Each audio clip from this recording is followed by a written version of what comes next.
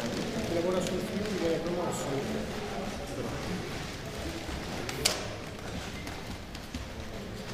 Contratti di finanziamento sottoscritti quest'oggi, alla fine quindi in concreto cosa si sancisce? Beh, intanto che si fa l'opera, che la si mette in sicurezza, che si ha la copertura finanziaria anche per il secondo lotto, una buona parte del secondo lotto e soprattutto il riconoscimento che quest'opera è strategica.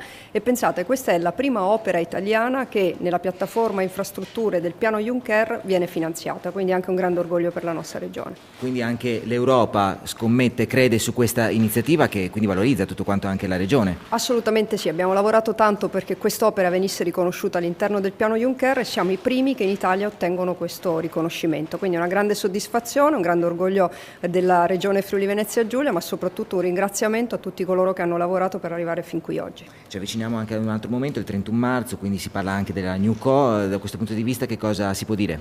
Stiamo andando avanti con il lavoro che ci siamo prefissi, abbiamo firmato 2 protocolli importanti, quelli col MIT e quello con ANAS, e adesso continuiamo a lavorare anche perché siamo gli attori più importanti, essendo la NewCo partecipata per la maggior parte appunto dal Friuli Venezia Giulia e ovviamente essendo noi detentori della governance siamo quelli che stanno lavorando di più. Possiamo ricordare anche un po' il cronoprogramma di tutti quanti questi progetti? Beh, diciamo la nostra data è quella appunto del 31 marzo che lei ricordava e predisponiamo una governance sulla quale stiamo già lavorando e anche la cornice giuridica necessaria a cui sta lavorando il Ministero delle Infrastrutture.